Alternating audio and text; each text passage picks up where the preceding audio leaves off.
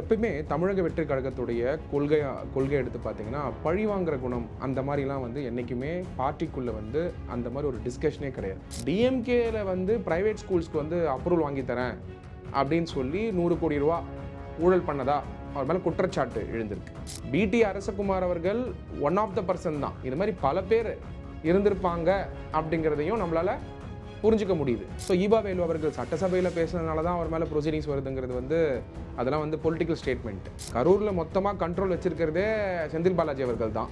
அப்போ அந்த கான்ட்ராக்டரு அந்த கரூர் ரோடு போடுறவர் சென்னையிலேருந்து போய் போட்டிருக்க மாட்டார். பணம் வாங்கியிருக்காங்க, ஆனால் ரோடு இல்லை. நினச்சிட்டாங்க போல இருக்குது, ரோடு போட்டேன் மழையில் போயிடுச்சுன்னு சொல்லிடலாம். இப்போ இந்த சங்கரானந்த் இன்ஃப்ரா யார்? இதில் பார்த்தீங்கன்னா 3.23 crore was allegedly released in March 2022. ஏங்க ஊழல் பணங்க, அது ஒரு பார்ட்டி கொடுக்கறதுனால அது ஊழல் பணம் கிடையாது. 3.23 crore ரிலீஸ் பண்ணுறதுக்கு காரணம் என்ன? வணக்கம் சார். வணக்கம் பிரபு. தமிழக வெற்றி கழகம் ஆட்சி பொறுப்பேற்றதுக்கு பிறகு சட்டசபையில் சிஎம் பேசினார். டாஸ்மார்க்கில் பார்ட்டி ஃபண்ட்ற பேரில் சட்டவிரோதமாக நிறைய நிதி உள்ளே வந்திருக்கு. இப்போ நாங்கள் அதெல்லாம் ஸ்ட்ரீம்லைன் பண்ணியிருக்கோம். கிடைக்கக்கூடிய வருவாயை வந்து நேரடியாக வந்து அரசு கஜானாவுக்கு போகிற மாதிரி பண்ணியிருக்கோன்றதை சொன்னார். எவவேலு வீட்டில் டிவிஎஸ்சி ரெய்டு நடந்துச்சு, ஒரு சாலை அமைப்பது ஒப்பந்தம் தொடர்பாக. அது மட்டும் இல்லாமல் இப்போ முன்னாள் அமைச்சர் எஸ் சிவசங்கர் அவருக்கும் ஒரு சம்மன் அனுப்பியிருக்காங்க வேலைவாய்ப்பு மோசடி. இப்போது ரீசெண்டாக பிடி அரசகுமார் தனியார் பள்ளிகளுக்கு இந்த அங்கீகாரம் பெற்று தருவதில் வந்து கிட்டத்தட்ட 100 கோடி வரைக்கும் நிதியை பெற்றுக்கிட்டு அவங்களுக்கு திருப்பி தராமல் அதை வந்து முறையீடு பண்ணியிருக்காரு அப்படின்றத வந்து புகார் எடுத்து அவரை வந்து கைது செய்யப்பட்டிருக்காரு சிசிபி போலீஸினால். ஆட்சி பொறுப்பேற்ற பிறகு அந்த தனியார் பள்ளிகளின் கூட்டமைப்பினர் சந்திச்சுட்டு கொடுத்த ஃபஸ்ட்டு ப்ரெஸ் மீட்டே அதுதான். அதாவது தனியார் பள்ளிகளுக்கு அங்கீகாரன்ற பேரில் வந்து நிறையா பணம் வாங்குறாங்கன்றது. தமிழக வெற்றி கழகம் ஆட்சி பொறுப்பேற்ற பிறகு அடுத்தடுத்து இந்த ரெய்டு கைது படலங்கள் தொடர்றது, இதெல்லாம் வந்து பழி வாங்கும் படலம் வழக்கம் போல் அப்படின்றத வந்து எதிர்கட்சிகள் தொடர்ச்சியாக குற்றம் சாட்டுறாங்க. சொல்லுங்கள் சார், இந்த வழக்கை பொறுத்த வரைக்கும் என்ன நடந்துட்டுருக்கு? நம்ம முதல்ல பிடி அரசகுமார் கைது அதுலேருந்தே ஸ்டார்ட் பண்ணுவோம். ஃபஸ்ட்டு வந்து டு செட் த கான்டெக்ஸ்ட். ஏன்னா நீங்கள் வந்து எலெக்ஷன் முடிஞ்சதுக்கப்புறம் 40 days கவர்மெண்ட் முடிஞ்சதுக்கப்புறம் தான் first interview issues with respect to corruption பண்ணுறீங்க நம்மளோட. அப்படி இருக்கும்போது ஒரு பேக்ரவுண்டர் கொடுக்கணும். எப்பயுமே தமிழக வெற்றி கழகத்துடைய கொள்கை எடுத்து பார்த்தீங்கன்னா, பழி வாங்குற குணம் அந்த மாதிரிலாம் வந்து என்றைக்குமே பார்ட்டிக்குள்ளே வந்து அந்த மாதிரி ஒரு டிஸ்கஷனே கிடையாது. எதுவாக இருந்தாலும் சட்டத்தின்படி தான் பண்ணணும், due process of law follow பண்ணணும், கான்ஸ்டியூஷன் ஆஃப் இந்தியா என்ன சொல்லுதோ அதை தான் ஃபாலோ பண்ணணும் அப்படிங்கிறது தளபதி விஜய் அவர்கள் என்றைக்குமே எங்களை மாதிரி இருக்கக்கூடிய தலைவர்களுக்கு ஒரு ஓரியன்டேஷனே கொடுத்துருக்காரு. தளபதி விஜய் அவர்கள் மட்டும் கிடையாது, எங்களுடைய பொதுச் செயலாளர் ஆனந்த் அவர்களும் ஒரு விஷயம் சொல்லுவார், 2 விஷயம் சொல்லுவார். இதை வந்து மக்களுக்கும் தெரியணும். ஏன்னா இன்றைக்கி கவர்மெண்ட் ஃபார்ம் பண்ணியிருக்கோம். ஸோ எங்களுடைய அந்த டிஎன்ஏ ஆஃப் த பார்ட்டி என்னென்னா, எப்பயுமே ரெஸ்பெக்ட் பண்ணி பேசணும், மதிப்பும் மரியாதையும் கொடுக்கணும்னு சொல்லுவார் பொதுச் செயலாளர் ஆனந்த் அவர்கள். தளபதி அவர்கள் வந்து என்றைக்குமே லா படி இருக்கா, இது வந்து ப்ராசஸ் ஓரியன்டேஷன் இந்த மாதிரி தான் இருக்குமா, டியூ ப்ராசஸ் இதுதானா அப்படின்னு கேட்டு தெரிஞ்சுக்கக்கூடிய ஒரு ஸ்ட்ரக்சரில் தான் பார்ட்டி வந்து வளர்ந்துருக்கு. இந்த பாயிண்ட்டை ஏன் நான் சொல்கிறேன்னா, என்றைக்குமே பழி வாங்குகிற குணம் வந்து கிடையாது பார்ட்டியில். அந்த மாதிரி ஒரு ஓரியன்டேஷனே கிடையாது. திரு அரசகுமார் அவர்களோட கேஸாக இருக்கலாம், திரு சிவசங்கர் அவர்களுடைய கேஸ், டிரான்ஸ்போர்ட் மந்திரியோட கேஸ் 23 லட்சம் ரூபாய் வேலை வாங்கி தரேன்னு சொல்லி கேஸாக இருக்கலாம், திரு ஈவா வேலு அவர்களுடைய கேஸாக இருக்கலாம். இந்த கேஸ் எல்லாமே வந்து போன ஆட்சி காலத்தில் நடக்கும் பொழுது, இந்த ஆட்சி வந்த உடனேயே கவர்மெண்ட்டாக சுவமோட்டாவாக எடுக்கலை. Very important point to be noted. Government சுவமோட்டாவாக எடுக்கலை. இப்போது நீங்கள் அரசகுமார் அவருடைய கேஸ் எடுத்துக்கோங்களேன். அவருடைய பேர் வந்து திரு பிடி அரசகுமார் அவர்கள். அவர் வந்து ஒரு திராவிட முன்னேற்ற கழகத்தில் ஒரு கட்சி நிர்வாகி. இதுக்கு முன்னாடி அவர் பாரதிய ஜனதா பார்ட்டியில் இருந்திருக்காரு. நான் பொது மேடைகள்லேயே பார்த்துருக்கேன், மீட்டிங்ஸ்லாம் அவர் பேசியிருக்கிறதே நம்ம டிவிலலாம் பார்த்துருக்கோம். ஐ திங்க் பிஜேபியிலேருந்து டிஎம்கேக்கு ஒரே நாளில் காலையில் ஒரு மீட்டிங் முடிச்சுட்டு சாயங்காலம் போய் அவர் ஜாயின் பண்ணதாக ஒரு பார்த்தேன். அப்போல்லாம் ஒரு ஆர்டிக்கல்லாம் வந்துருந்தது. அவர் வந்து இப்போது டிஎம்கே ஜாயின் பண்ணிவிட்டு டிஎம்கேல வந்து ப்ரைவேட் ஸ்கூல்ஸ்க்கு வந்து அப்ரூவல் வாங்கி தரேன் அப்படின்னு சொல்லி 100 கோடி ரூபா ஊழல் பண்ணதா அவர் மேலே குற்றச்சாட்டு எழுந்திருக்கு. ஃபஸ்ட் லெவலாக ஆஸ் அன் ப்ரொஃபஷனல் அட்வொகேட்டாக பார்க்கும்பொழுது இப்போ இது அலிகேஷனாக ஸ்டார்ட் ஆகிருக்கு. ஸோ இந்த அலிகேஷன்ஸ் வந்து இன்வெஸ்டிகேட் பண்ணணும். அதனால தான் அவர் அரெஸ்ட் பண்ணியிருக்காங்க.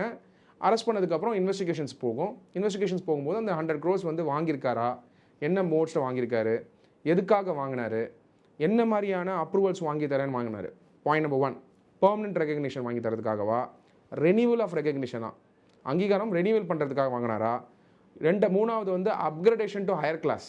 இப்போ 8th ஸ்டாண்டர்ட் வரைக்கும் ஸ்கூல் நடத்துவாங்க, 10ஆம் கிளாஸ் வரைக்கும் 12ஆம் கிளாஸ் வரைக்கும் மாற்றுறதுக்காகவா? பில்டிங் பிளான் அப்ரூவலா, ஸ்கூலுக்கு பில்டிங் பிளான் அப்ரூவலா, லைக் டிடிசிபி, சிஎம்டிஏ, அப்புறம் ஸ்டாச்சுட்டரி கிளியரன்சஸா?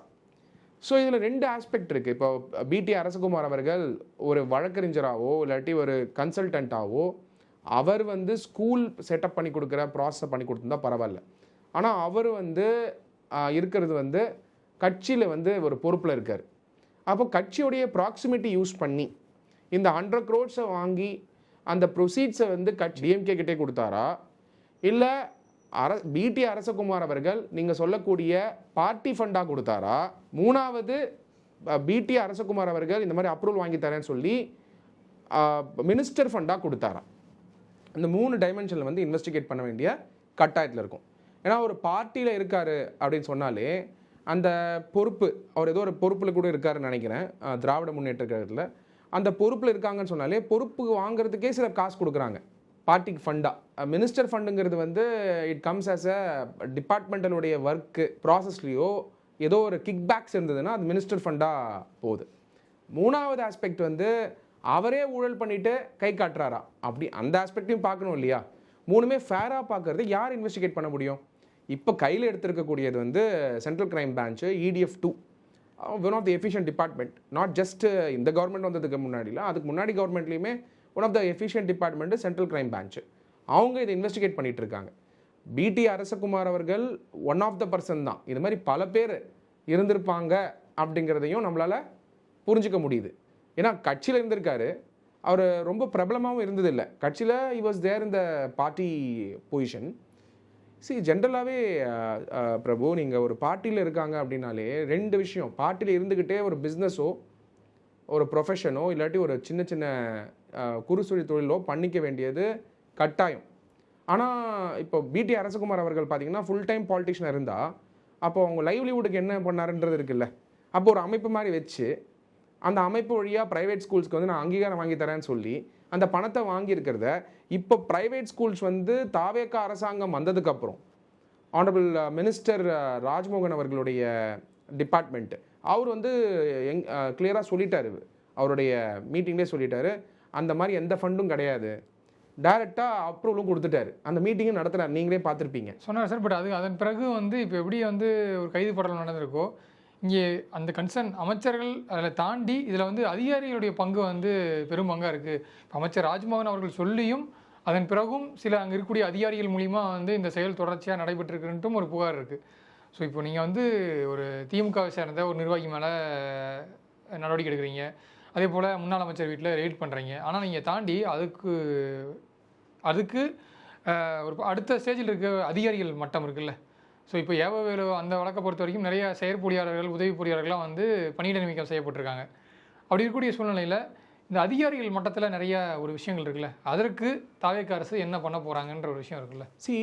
சிசிபி இன்வெஸ்டிகேட் பண்ணும்பொழுது அவங்க ஸ்டேட்மெண்ட்ஸ் வாங்கும்பொழுது இஸ் த பிரைம் அக்யூஸ்ட்னு வச்சுக்கோங்க பிடி அரசகுமார் அவர்கள். மிச்சம் 2 கேஸ்க்கு வருவோம், நம்ம ஈவாவேலுக்கும் அவர்கள் கேஸ்க்கும் வருவோம், சிவசங்கர் அவர்களோட கேஸ்க்கு வருவோம்.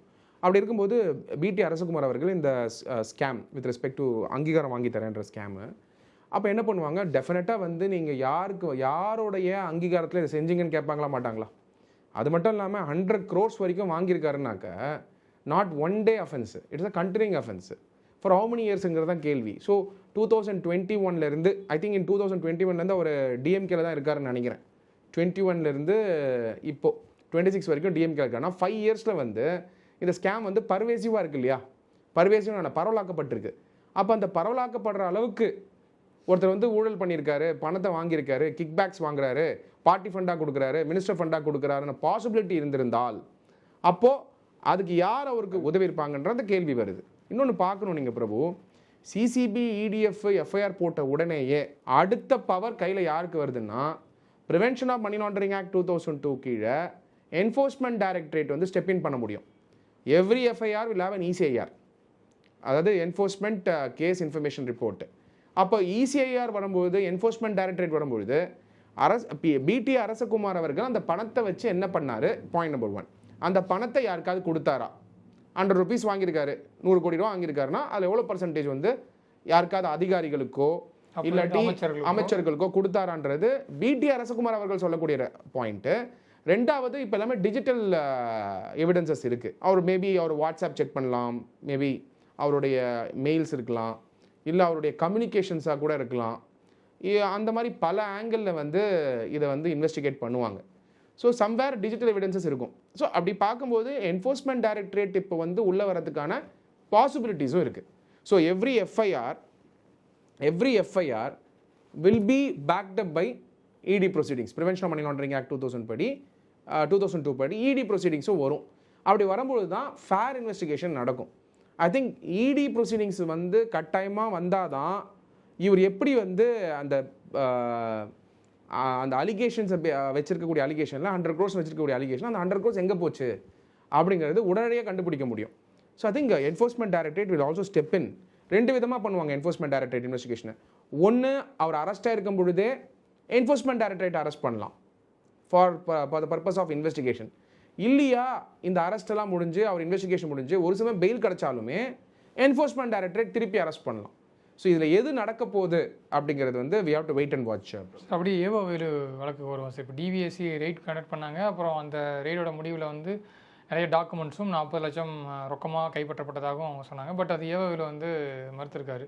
இது வந்து சட்டசபையில் நான் வந்து முதல்வரை எதிர்த்து பேசுனதுக்காக இது அவங்களுக்கு அந்த பழிவாங்கும் நடவடிக்கை தான் இந்த இது. ஸோ இதெல்லாம் நாங்கள் சட்ட ரீதியாக எதிர்கொள்ளுன்றதை வந்து ஏவோ வேலு சொல்லியிருக்காரு. நீங்கள் சொன்ன மாதிரி பொதுவான ஒரு குற்றச்சாட்டு இருக்குது. அவர் கரூரில் அங்கே இருக்கக்கூடிய குறிப்பிட்ட சாலை போடப்படாமலேயே கிட்டத்தட்ட மொத்தம் அந்த டெண்டர் தொகை வந்து 7 கோடி, அதில் வந்து ஒரு கணிசமான தொகை வந்து அந்த பணி நடைபெறாமலேயே வந்து அவங்க ரிலீஸ் பண்ணியிருக்காங்க அப்படின்றதான் வந்து முதன்மையான குற்றச்சாட்டு. அப்படி ஒரு குற்றச்சாட்டு இருக்கும்போது இங்கே ரெய்ட் கண்டக்ட் பண்ணி டிவிஎஸ்சி எல்லாத்தையும் முடிச்சாச்சு. ஆனால் அதன் பிறகு இதில் என்ன ஆக்ஷன் எடுக்க போகிறாங்கன்ற ஒரு எதிர்பார்ப்பு எல்லார் மத்தியிலும் இருக்குது. இதில் என்ன நடக்குது? ஓகே, ரெண்டாவது கேஸ் வந்து நீங்கள் சொல்லக்கூடியது வந்து ஈபா வேலு அவர்கள். அண்ட் ஈபா வேலு வந்து திராவிட முன்னேற்ற கழகத்தில் is one of the trusted political leader within the party. So EV Velu அவர்கள் சட்டசபையில் பேசுனதுனால தான் அவர் மேலே ப்ரொசீடிங்ஸ் வருதுங்கிறது வந்து அதெல்லாம் வந்து political statement. What is a factual statement? DVSC director vigilance and anti corruption, அந்த ஆஃபீஸர் வந்து இவங்க கவர்மெண்ட் டிஎம்கே கவர்மெண்ட் இருக்கும்போதே கூட அவர் இம்பார்ட்டன்ட் ஆஃபீஸராக தான் இருந்தார். As an officer is doing an independent investigation. இப்போது கட்சி மாதிரி இருக்கலாம், ஆனால் ஆஃபீஸர்ஸ் எல்லாரும் ஒன்று தானே. அப்போது இந்த கான்ட்ராக்ட் இர்ரெகுலாரிட்டிஸ் எப்போ வந்து வெளியில் வந்திருக்கும்? புது ஆட்சியாளர்கள் வந்த உடனேயே பிடபிள்யூடி டிபார்ட்மெண்ட்டில் போயிட்டு செக் பண்ணும்பொழுது என்னென்ன எங்கே நடந்திருக்குன்னு. இப்போ கரூருங்கிறது வந்து மோஸ்ட் கான்ட்ரவர்ஷியல் பிளேஸ். கரூரில் மொத்தமாக கண்ட்ரோல் வச்சுருக்கிறதே செந்தில் பாலாஜி அவர்கள் தான். அப்போ அந்த கான்ட்ராக்டரு, அந்த கரூர் ரோடு போடுறவர் சென்னையிலேருந்து போய் போட்டிருக்க மாட்டார். ஓகே, நல்லா புரிஞ்சுக்கோங்க. அங்கே யாரோ கரூரில் இருக்கிறவங்க வந்து அந்த கான்ட்ராக்ட் எடுத்திருப்பாங்க.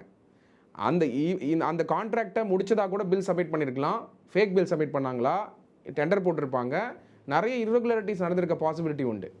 அப்போ ஈவா வேலு அவர்களுடைய டிபார்ட்மெண்ட்டில் இருக்கிறதுனால லயபிலிட்டி ஆகப்பட்டது. அந்த கொஸ்டின் பண்ணுற responsibility and accountability with respect to transparency of the ப்ராஜெக்ட்டுங்கிறது ஈவா வேலு அவர்கள்கிட்ட தான் வரும். ஆனால் முதற்கட்டத்தில் அந்த இன்வெஸ்டிகேஷன் நடந்துகிட்டு இருக்கு.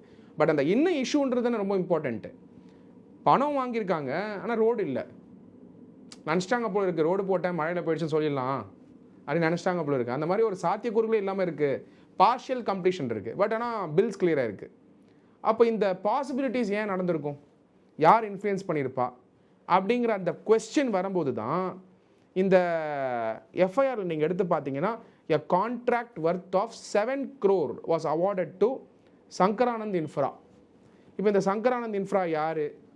இதில் பார்த்தீங்கன்னா 3.23 crore was allegedly released in March 2022. வந்து ஒரு வருஷத்தில் ரிலீஸ் பண்ணியிருக்காங்க. Even though the corresponding work had not been carried out as required. எதனால் ரிலீஸ் பண்ணாங்க? அட்வான்ஸாக ரிலீஸ் பண்ணாங்களா? அப்போ 7 crore வந்து 3.23 ரிலீஸ் பண்ணுறதுக்கான ரைட்ஸ் உண்டா? சரி, ரைட்ஸ் உண்டுனா எந்த ரூல்ஸ் படி ரிலீஸ் பண்ணணும்? அதுக்கப்புறம் பார்த்தீங்கன்னா அட்வான்ஸ் அமௌண்ட்னால 50% ரிலீஸ் பண்ணியிருக்காங்க. ஸோ பர்சன்டேஜ் ஆஃப் கம்ப்ளீஷன் இல்லாமையே ரிலீஸ் பண்ண முடியுமா அப்படிங்கிற அந்த கேள்வி வரும்பொழுது இதுக்கு லிங்க் பண்ண வேண்டியது நீங்கள் இந்த இன்ஃப்ரா கம்பெனி வந்து பார்ட்டி ஃபண்டோ மினிஸ்டர் ஃபண்டோ கொடுத்துருக்காங்களா? இப்போ நீங்கள் ரொம்ப டிப்ளமேட்டிக்காக பார்ட்டி ஃபண்டு மினிஸ்டர் ஃபண்டுன்னு சொல்லி தயவு செஞ்சு வந்து கரப்ஷனை மறைக்க தேவையில்லை. இப்போ நான் பார்த்தேன் ரீசெண்டாக ஊடகத்தில் இருக்கவங்க நிறைய பேர் என்ன கேட்குறீங்க, பார்ட்டி ஃபண்டா மினிஸ்டர் ஃபண்டா? மக்களுக்கு புரியாமல் போயிடுமே. ஏங்க, ஊழல் பணங்க, அது ஒரு பார்ட்டி கொடுக்கறதுனால அது ஊழல் பணம் கிடையாது. அது எதுக்கு மறைக்கிறீங்க? மினிஸ்டர் ஃபண்டா பார்ட்டி ஃபண்டான்னு கேட்கும்போது ஓஹோ இந்த மாதிரி ஏதோ லீகலாக இருக்கு போல இருக்கு, எங்கேயாவது இருக்கா, ஏதாவது சட்டத்தில் இருக்கா? நீங்கள் வந்து ஒரு கான்ட்ராக்டராக இருந்ததுன்னா பார்ட்டிக்கு வந்து காசு கொடுக்கணும், மினிஸ்டருக்கு காசு கொடுக்கணும்னு எங்கேயாவது ரூல் இருக்கா? ஊழல். பார்ட்டி ஃபண்டுனாலும் ஊழல், மினிஸ்டர் ஃபண்டுனாலும் ஊழல். அது எப்போ ஊழல்? அது கிராட்டிஃபிகேஷனாக இருந்தால் ஊழல். அது கிளாஸிஃபை ஆகுமா? Even DVAC, directorate of vigilance and anti corruption, DVAC இது மினிஸ்டர் ஃபண்டு பார்ட்டி ஃபண்டுன்னு தள்ளி வச்சிடக்கூடாது. சட்டத்தில் சொல்லியிருக்கா ப்ரிவென்ஷன் ஆஃப் கரப்ஷன் ஆக்ட் 1988. ஏன்னா டிவிஎஸ்சி அஃபீஷியலுக்கே இது சொல்லணும்.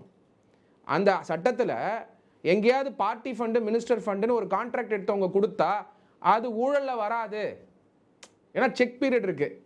நீங்கள் எப்படி ஊழல் வழக்கு கொண்டு வருவீங்க? அந்த மந்திரி மேலே செக் பண்ணுவீங்க. Check period, start period, end period. அந்த பீரியடில் வந்து அவரோட இன்கம் எக்ஸ்பெண்டிச்சர் செக் பண்ணி அது ஊழல் பண்ணியிருக்காரா இல்லையான்றீங்க.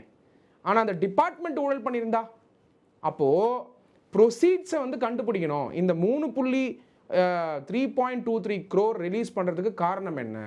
என்ன பணம் எங்கே கொடுத்தாரு, எந்த ஃபார்மில் கொடுத்தாங்க, ஏன் அந்த கம்பெனி சங்கரானந்த் இன்ஃப்ராக்கு மட்டும் கொடுத்தாங்க அப்படிங்கிற அந்த கேள்வி வர்றதுக்கு தான் இப்போ போட்டிருக்க டிவிஎஸ்சிக்கு பிஎம்எல்ஏல இடி வந்தால் தான் கரெக்டாக இருக்கும். அப்போ எல்லா வழக்குக்கும் இடி கட்டாயமாக வரும்.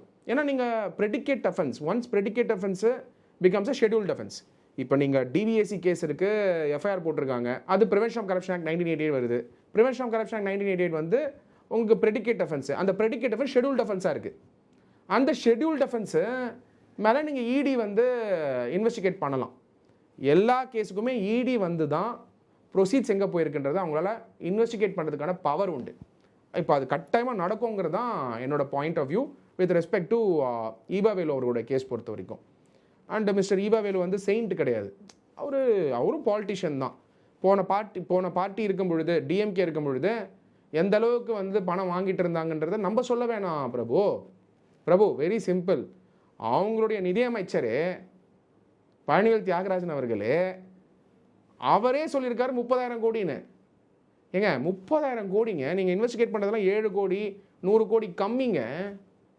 நீங்கள் இன்வெஸ்டிகேட் பண்ண வேண்டிய அந்த 30,000 கோடி ஃபினான்ஸ் மினிஸ்டர் சொன்னாரே எப்படிங்கிறது மட்டும்தான் அவர்கிட்ட ஸ்டேட்மெண்ட் வாங்கணும்.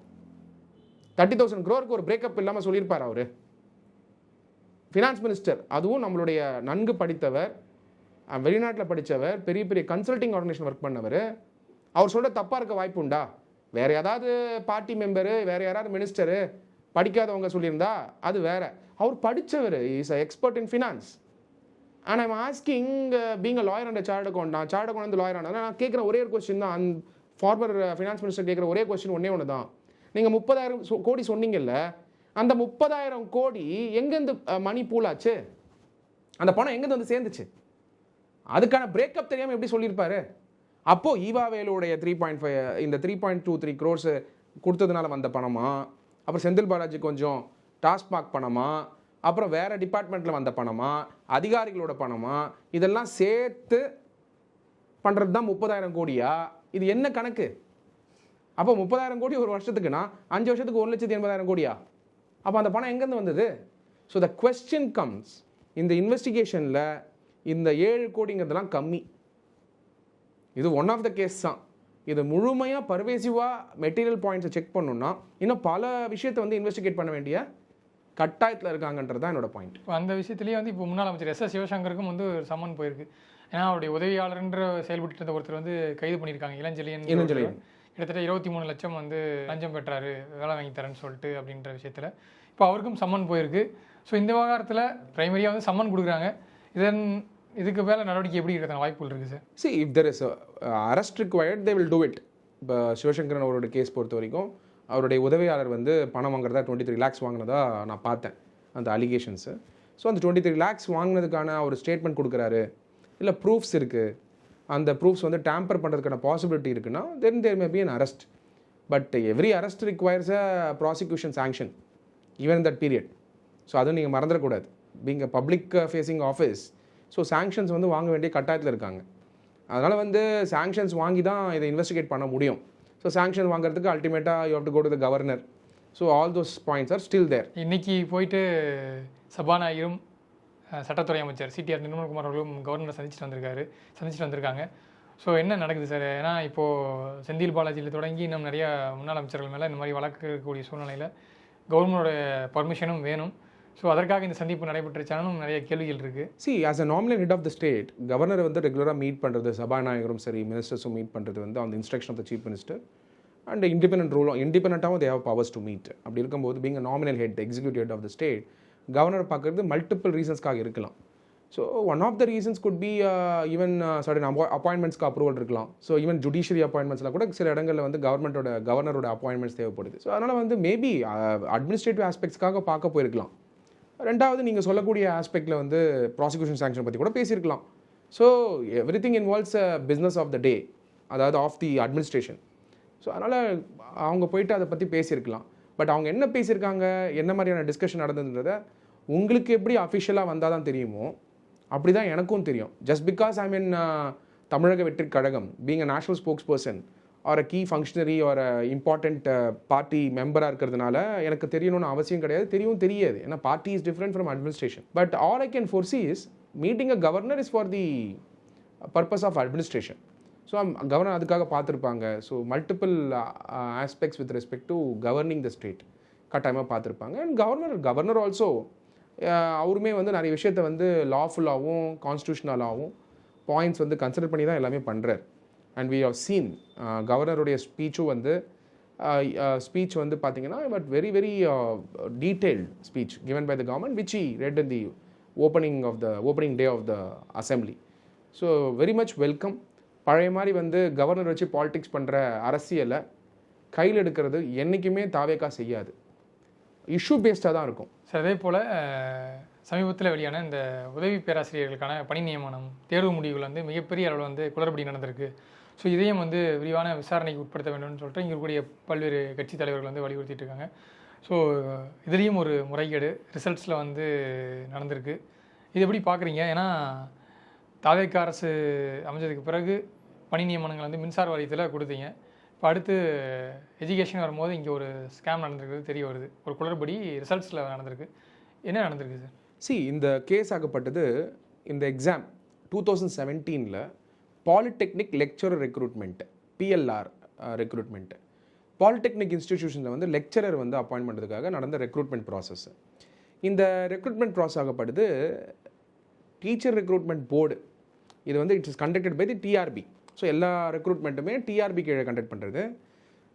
TNTET டெட் எக்ஸாம்னு சொல்லுவோம். அது கீழே எக்ஸாம்ஸ் வந்து ஸ்க்ரூட்டினி பண்ணுவாங்க. ஸோ அதாவது கண்டக்ட் பண்ணுறது வந்து டீச்சர் ரெக்ரூட்மெண்ட் போர்டு.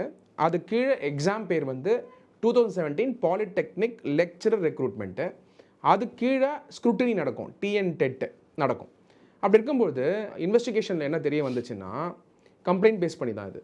ஸோ யாரெல்லாம் பாதிக்கப்பட்டாங்களோ அவங்க கம்ப்ளைண்ட் கொடுத்தாங்க. இன்வெஸ்டிகேட்டர்ஸ் என்ன பண்ணாங்கன்னா OMR ஆன்சர் ஷீட்ஸை வந்து மேனிப்புலேட் பண்ண கேஸ். இது வெரி இன்ட்ரெஸ்டிங் கேஸ். இப்போ கொஸ்டின் என்னென்னா தாவேக்கா அரசாங்கம் வந்ததுக்கப்புறம் TVK உடைய ஸ்டேட் கவர்மெண்ட் ஆக்ஷன் கிடையாது. அதனால புரிஞ்சுக்கோங்க.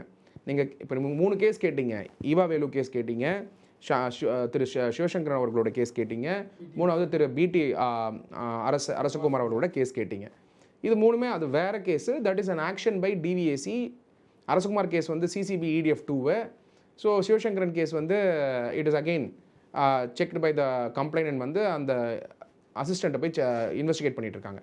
இந்த கேஸ் 2017 கேஸ் அதிமுக ஆட்சியில் இருக்கும் பொழுது. அப்போ 2017 பாலிடெக்னிக் லெக்சர் ரெக்ரூட்மெண்ட் கேஸ் வந்து இப்போ இன்வெஸ்டிகேட் பண்ணுறது யாருன்னு பார்த்தீங்கன்னா என்ஃபோர்ஸ்மெண்ட் டைரக்டரேட். எந்த சட்டத்துக்கு கீழேனா prevention of money laundering act 2002. நீங்கள் கேட்டே இருந்தீங்கல்ல, அந்த ஸ்டேட் கவர்மெண்ட் கேஸ் போட்டால் PMLA வருமானா? ஆமாம் வரும். அதான் சொல்லிட்டு இருக்கேன். நீங்கள் எந்த கேஸ் போட்டாலுமே ப்ரெடிகேட் அஃபர்ஸ் இருந்ததுன்னா, மெட்டீரியல் எவிடன்ஸ் இருந்ததுன்னா கட்டாயமாக வரும். இந்த கேஸுடைய ஃபேக்ட்ஸ் தான் ரொம்ப இன்ட்ரெஸ்டிங். பாருங்கள் என்னெல்லாம் நடந்திருக்கு பாருங்கள். திராவிட ஆட்சி காலத்தில் நீங்கள் தாவேக்கா அரசாங்கம் வந்த உடனே 40 நாளில் வந்து என்ன மாற்றிட்டீங்கன்னா என்னென்ன மாற்றணுங்கிறது பழைய கேஸை பார்த்தாலே தெரியும். கேஸ் எடுத்து பாருங்கள், பழைய கேஸ் எடுத்து பாருங்கள், எடுத்து பார்த்தா தான் தெரியும் என்னென்ன மாற்றணும்னு. அப்போ பாருங்கள், சர்டன் கேண்டிடேட்ஸ் என்ன பண்ணியிருக்காங்க, லார்ஜ் சம் ஆஃப் மணி கொடுத்துருக்காங்க. எதுக்குடான்னா எக்ஸாமினேஷன் முடிஞ்ச உடனே OMR மார்க் ஷீட்டையே மேனிப்புலேட் பண்ணுறதுக்கு. நீங்கள் OMR மார்க் ஷீட்டில் என்ன பண்ணுவீங்க, எக்ஸாமில் ஷேட் பண்ணுவீங்க, அது ஸ்கேன் பண்ணோன்னே ரிசல்ட் வந்துடும். அதை மேனிப்புலேட் பண்ணுறதுக்காக பாலிடெக்னிக் லெக்சரர் ரெக்ரூட்மெண்ட் ஸ்கேமில் பணம் கொடுத்துருக்காங்க அந்த ஓஎம்ஆர் ஷீட்ஸை மேனிபுலேட் பண்ணுறதுக்காக. அது என்ன ஆகுது, investigators marks of the selected candidate ஆர்டிஃபிஷியலாக இன்க்ரீஸ் பண்ணியிருக்காங்க. இது யாரானா அந்த டெட்டு டிஆர்பி போர்டு கீழே பண்ணியிருக்காங்க. பண்ணும்போது அவங்க குவாலிஃபை ஆகி கவர்மெண்ட் டீச்சிங் போஸ்ட் எடுக்கிறதுக்கான வசதிகளை உருவாக்கியிருக்காங்க. இப்படி இருந்துட்டு இருக்கும்போது the alleged money was then routed through multiple bank account. பல பேங்க் அக்கௌண்ட்ஸ் வழியாக அந்த பணம் மூவ் ஆயிருக்கு, ஷெல் ஃபார்ம்ஸ் வழியாக மூவ் ஆயிருக்கு. மணி லாண்டரிங் இன்வெஸ்டிகேஷன் தேவைப்பட்டுச்சு. இவ்வளோ தான் சிம்பிள் கேஸ். 2017 பாலிடெக்னிக் லெக்சரர் ரெக்ரூட்மெண்ட்டில் அந்த பணம் எங்கெல்லாம் போயிருக்கு அப்படிங்கிற செக் பண்ணுற ப்ராசஸ் தான் இந்த ப்ராசஸ்ஸு. இதில் என்ன டிஎன்டெட் என்ன சொல்கிறாங்க, செப்பரேட் கான்ட்ரவர்சி எமர்ஜ். என்ன ஆகுதுன்னா டிஆர்பி ரீஸ்கேன் பண்ணுறாங்க. யாருதுன்னா 7 லட்சம் டிஎன்டிஏடி ஆன்சர் ஷீட்ஸை. அதில் பார்த்தீங்கன்னா 200 கேண்டிடேட்ஸு அவங்களுடைய மார்க்ஸ் வந்து மேனிபுலேட் பண்ணது தெரிஞ்சிருக்கு. அந்த 200 கேண்டிடேட் செலக்ட் ஆகிருக்காங்க. இவ்வளோ தான் ஸ்ட்ரெயிட் கேஸ். அப்புறம் அந்த இவ்வளோ லட்சம் பேர் எழுதி அந்த 200 பேர் வந்து செலக்ட் ஆனவங்க பேர் எடுத்து பார்த்தா அங்கே மேனிபுலேட் ஆகிருக்கு. இது அவங்களுக்குன்னு விசேஷ குறியீடு வச்சு.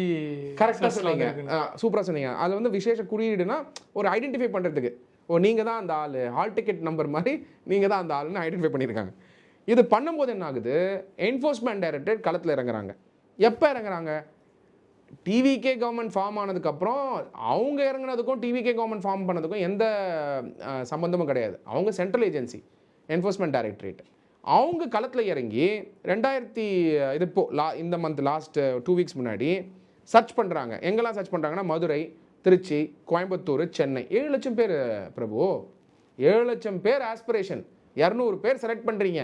அந்த 200 பேர் வந்து மேனிபுலேட் பண்ணியிருக்க ரெக்கார்ட்ஸ் இருக்குது. அப்போ எங்கெல்லாம் பரவி இருக்கும் இந்த ஸ்கேம், எப்படி பரவச்சு, கோச்சிங் சென்டர் வழியாக பரவச்சா என்ன அப்படிங்கிறத இன்வெஸ்டிகேட் பண்ண ஆரம்பிக்கிறாங்க.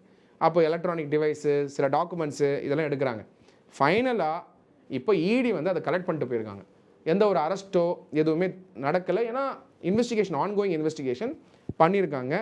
ஒரே ஒரு பாயிண்ட்டு தான் இந்த கேஸில் நீங்கள் வந்து புரிஞ்சிக்க வேண்டியது என்னென்னா, 2017 டீச்சர் ரெக்ரூட்மெண்ட் போர்டு எந்த லெவலில் இருந்தது, அந்த எந்த கட்சியான இருந்துட்டு போட்டுமே, டிஎம்கே ஏடிஎம்கே இவங்க 2 பேர் தான் ரூல் பண்ணிக்கிட்டு இருக்காங்க 60 வருடங்களில். 2017 பொசிஷன் அம்மா அவர்கள் இல்லை. அந்த ஆட்சி காலத்தில் யார் இதுக்கு பொறுப்புங்கிறது கண்டுபிடிக்கணுமா வேணாமா? ஸோ இப்போ இடி வந்து இதை இன்வெஸ்டிகேட் பண்ணிகிட்டு இருக்காங்க. இப்போ இடி இன்வெஸ்டிகேட் பண்ணும்பொழுது அவங்க வந்து ஈஸியாக வழியாக இன்வெஸ்டிகேட் பண்ணி அவங்களுடைய ஆன்கோயிங் இன்வெஸ்டிகேஷனை செஞ்சுட்டு தான் இருக்காங்க. அதனால் வரக்கூடிய நாட்களில் இது இடி வந்து ஃபர்தராக இன்வெஸ்டிகேட் பண்ணுவாங்களா, அந்த ரிப்போர்ட்ஸ் வெளில வருமா? ஏன்னா இசிஐஆர் வெளில வராது, அவங்க இன்வெஸ்டிகேஷன்ஸ் வெளில வராது, கோர்ட்டில் வந்து சப்மிட் பண்ணால் தவிர. ஸோ இந்த ப்ரெடிகேட் அஃபென்ஸு இதில் வந்து ஆல்ரெடி வந்து கேஸ் போட்டு வச்சுருப்பாங்க, இந்த சிசிபி இன்வெஸ்டிகேட் பண்ணியிருப்பாங்க. அந்த இன்வெஸ்டிகேட் பண்ண கேஸுக்கு இப்போ இடி வந்து இன்வெஸ்டிகேட் பண்ணிட்டு இருக்காங்க. அது 2 ஃபுல்லாக எடுத்து பார்த்தா தான் ஃபேக்சுவலாக இடி என்ன பண்ணியிருக்காங்கன்னு தெரிய முடியும். எது எப்படியா இருந்தாலும் தாவேகா அரசாங்கம் வந்ததுக்கப்புறம் இந்த இன்வெஸ்டிகேஷன்ஸ் நடக்கிறது வந்து நல்லது தான். இருபெரும் திராவிட கட்சிகள் இது வரைக்கும் என்னெல்லாம் பண்ணியிருக்காங்கன்றது வந்து இந்த வழக்குகள் மூலிமா தெரிய வருதுன்னு சொல்ல வந்தீங்க. ஆனால் இப்போ இந்த பார்ட்டி ஃபண்டு, மினிஸ்டர் ஃபண்டு இதை வந்து சாதாரணமாக கடந்து போயிடக்கூடாதுன்னு சொன்னீங்களா சார்? இப்போ ஒருவேளை தாவேகா ஆட்சிக்கு பிறகு பொதுப்பணித்துறை அமைச்சர் ஆதவ அர்ஜுனா அனௌன்ஸ் பண்ணியிருக்காரு, நீங்கள் வந்து பார்ட்டி ஃபண்டு எதுவும் தர வேணாம், பள்ளிக்கல்வித்துறை அமைச்சரும் சொல்லியிருக்காரு. இப்போ தாவேகா ஆட்சிக்கு பிறகு இங்கே இருக்கக்கூடிய கான்ட்ராக்டர்ஸோ இல்லை வந்து மற்ற ஆட்களோ அரசுக்கோ இந்த மாதிரி டெண்டர் விஷயங்களை வந்து யாருமே வந்து கணிசமான தொகையோ இல்லை வந்து அரசியல் இங்கே இருக்கக்கூடிய முதல் கட்ட அரசியல் தலைவர்களை தாண்டி 2ஆம் கட்ட அரசியல் தலைவருக்கு எந்த விதமான ஒரு சலுகையோ செய்யாமலே எல்லாமே கிடைக்கும் அப்படின்றத வந்து எடுத்துக்கலாமா? இங்கே பார்ட்டி ஃபண்ட் வந்து 0 ஆயிடுச்சா? பிரபு, எலெக்ஷன்ஸ் ஃபைட் பண்ணும்பொழுது எல்லாருமே நீங்கள் பார்த்தீங்கன்னா 234 தொகுதியிலையும் வந்து தாவேகா வந்து இண்டிபெண்ட்டாக எல்லாருமே எலெக்ஷன் ஃபைட் பண்ணாங்க. எல்லாருமே அவங்கவுங்க காசை வச்சு தான் ஃபைட் பண்ணுறாங்க, ஃபியூ லேக்ஸ் தான் ஃபைட் பண்ணுறாங்க, within the election commission regulation படி தான் ஃபைட் பண்ணுறாங்க. நல்லா புரிஞ்சுக்கோங்க. அப்படி இருக்கும் பொழுது எதுக்காக பார்ட்டி ஃபண்டு, மினிஸ்டர் ஃபண்டு? அவங்களுக்கு சில ஃபேவர். இப்போ நீங்கள் திராவிட முன்னேற்ற கழகம் எடுத்தீங்கன்னா crores of rupees ஸ்பெண்ட் பண்ணியிருக்காங்க எலெக்ஷனுக்கு. நீங்கள் இல்லைன்னு கூட சொல்லாதீங்க, உங்களுக்கே தெரியும் எப்படிலாம் செலவு பண்ணுறாங்க, எப்படிலாம் பண்ணியிருப்பாங்கன்ட்டு. தாவேகால வந்து அந்த நெசசிட்டியே கிடையாது. அதனால் இங்கே பார்ட்டி ஃபண்டு, அதாவது மக்கள்கிட்ட எலெக்ஷன் ஃபைட் பண்ணுறத முதலீடாக பார்த்தாங்க டிஎம்கே. ஏன் சில ஏடிஎம்கே கேண்டிடேட்ஸ் கூட இருக்கட்டுமே, ஏன்னா எல்லா டிவிகேவும் ஏடிஎம்கே மேலே ஃபைட் பண்ணி தான் அவங்களும் ஜெயிச்சிருக்காங்க. சில இடங்களில் தோற்றது ஏடிஎம்கே, அவங்ககிட்ட ஏடிஎம்கேவோ டிஎம்கே கிட்ட தோற்றுருப்பாங்க. தோத்த டிவிகே சில இடங்களில் தோற்ற இடத்துல பார்த்தீங்கன்னா கட்டாயமாக சொல்கிறேன், ரூரல் ஏரியாஸ், ரூரல் கான்ஸ்டிடுவன்சியில் எந்த கட்சி ஜெயிச்சிருந்தாலுமே பணம் கொடுத்து ஜெயிச்சதுக்கான பாசிபிலிட்டி இருந்ததுனால தான் தோத்தாங்க. நல்லா புரிஞ்சுக்கோங்க. டிவிகே கேண்டிடேட்ஸ் எல்லாருமே நேர்மையாக ஃபைட் பண்ணாங்க. அது உங்களுக்கே தெரியும். களத்தில் பணம் ஸ்பெண்ட் பண்ணல. இல்லை, அதாவது within the election commission regulation. இல்லை, வாக்காளர்களுக்கு காசு கொடுக்கல. கட்டாயமாக கிடையாது. இப்போது நீங்கள் டிஎம்கே எடுத்தீங்கன்னா crores ஆஃப் ருபீஸ் ஸ்பெண்ட் பண்ணாங்கன்றத உங்களாலேயே பார்க்க முடியும். எப்படி ஸ்பெண்ட் பண்ணியிருப்பாங்க நீங்கள் பாருங்கள். அது மட்டும் இல்லாமல் கேம்பெயினுக்கு முன்னாடியே எவ்வளோ இலவசங்கள் கொடுத்துருந்தாங்கன்னு உங்களுக்கு தெரியும். மாடல் கோட் ஆஃப் கான்டாக்ட் வரதுக்கு முன்னாடியே டிஎம்கேவும் ஏடிஎம்கேவும் எவ்வளோ சலுகைகள் கொடுத்துட்டு இருந்தாங்க மக்களுக்குன்னு நீங்கள் பார்த்துருப்பீங்க. பரிசு பொருட்கள். அதுவுமே மாடல் கோட் ஆஃப் கான்டாக்ட் வரல, எலெக்ஷன் கமிஷனோட ரெகுலேஷன் கிக் ஆஃப் ஆகல. பட் அதுக்கு முன்னாடியே இன்ஃப்ளூயன்ஸ் பண்ணியிருக்காங்களா இல்லையா? அப்போ நீங்கள் பார்த்துருப்பீங்க. ஃபார் எக்ஸாம்பிள் செந்தில் பாலாஜி எடுத்துக்கோங்க. புதுசாக ட்ரை பண்ணுவார். அவர் திறமைசாலி, அதையும் நம்ம அப்ரிஷியேட் பண்ணணும். அவர் எந்த பார்ட்டிக்கு அவர் போனாலுமே அந்த பார்ட்டிக்கு ஒரு asset as a politician, I don't deny. But தாவேக்கா பொறுத்த வரைக்கும் இங்கே இருக்க ஃபைட் பண்ணவங்க எல்லாமே காமன் பீப்புள். ஸோ யாருக்குமே அந்த நெசசிட்டி கிடையாது. ஃபஸ்ட்டு ஏன் இதை நான் சொல்கிறேன்னா, எதுக்காக அதை வாங்குறாங்க மற்ற பார்ட்டின்றது தானே. மக்கள் இது எல்லாத்தையும் புறக்கணிச்சுட்டு தான் தாவேக்காக்கு ஓட்டு போட்டிருக்காங்க. இதெல்லாம் வேணாம் அப்படின்னு சொல்லி தான் தாவேக்காக்கு ஓட்டு போட்டிருக்காங்க. அதனால தான் இன்றைக்கி பார்த்தீங்கன்னா தாவேக்கால மினிஸ்டர் ஃபண்டும் தேவையில்லை, பார்ட்டி ஃபண்டு தேவையில்லைங்கிறது பார்ட்டியோட எத்திக்கல் கான்டாக்ட். அப்படி பார்க்கும்பொழுது அதை நாங்கள் கம்யூனிகேட் பண்ணியிருக்காங்க. எங்கள் மினிஸ்டர்ஸ் வந்து கம்யூனிகேட் பண்ணுறாங்க. அப்படி இருக்கும்பொழுது மினிஸ்டர் ஃபண்ட், பார்ட்டி ஃபண்ட் அப்படின்னு சொல்கிறது அந்த நீங்கள் வந்து அதை நார்மலைஸ் பண்ண பார்க்குறீங்க. டிஎம்கே வாங்கின கரப்ஷன் பணத்தையும் அதை நீங்கள் வந்து நார்மலைஸ் பண்ணாதீங்கன்றேன். அது ஊழல் தான். அவங்களா விருப்பப்பட்டு கொடுக்கலையே. விருப்பப்பட்டு கொடுத்தா அது டொனேஷன், அது ஃபண்டு கிடையாது. Political party can get donation. ஆனால் அவங்க விருப்பப்பட்டு கொடுக்கலையே. அவங்க விருப்பப்பட்டு கொடுத்தாங்களா இல்லையா நீங்கள் எப்படி கண்டுபிடிக்கணும்? அவங்க ஒரு கான்ட்ராக்டராக இருப்பாங்க, அவங்க வந்து ஒரு சலுகை தான் வாங்கியிருப்பாங்க, அதனால் வந்து அவங்க ஃபண்டு கொடுத்துருப்பாங்க. அப்போது அதுவுமே கிராட்டிஃபிகேஷன் தான். நீங்கள் அரவிந்த் கெஜ்ரிவால் அவர்களுடைய கேஸ் எடுத்து பாருங்கள். முன்னாடி அந்த லிக்கர் கேஸில் எடுத்து பார்த்தீங்கன்னா அப்போ வந்து விகேரியஸ் லைபிலிட்டி பார்ட்டியில் வந்து அந்த ஃபண்டு போனது கூட என்ஃபோர்ஸ்மெண்ட் டைரக்டர் சப்ளிமெண்ட்ரி சார்ஜ் ஷீட்டில் கேஸ் போட்டிருந்தாங்க. ஸோ ஃபண்டுங்கிறதே சொல்லாதீங்க, அது கரப்ஷன் தான். அந்த மாதிரி கரப்ஷன் ஒரு காலமும் தாவே காலம் நடக்காது. ஒரே காரணம் தான், minister fund, party fund, no fund in TVK. அப்போ டிஎம்கேயில் வந்து அதை வாங்கியிருக்கிறது தான் இப்போ இந்த ஊழலாக வெளில வந்துட்டு இருக்குன்னு நான் சொல்ல வரேன். கண்டிப்பாக சார், பொறுத்திருந்து பார்க்கலாம். நீங்கள் சொல்லியிருக்கீங்க, நீங்கள் ஒரு உறுதி கொடுத்துருக்கீங்க. கண்டிப்பாக வருங்காலங்களில் கண்டிப்பாக பார்க்கலாம். நேரம் ஒதுக்கி இது குறித்து நிறைய தகவல் பண்ணிட்டீங்க. நேரத்துக்கு நன்றி.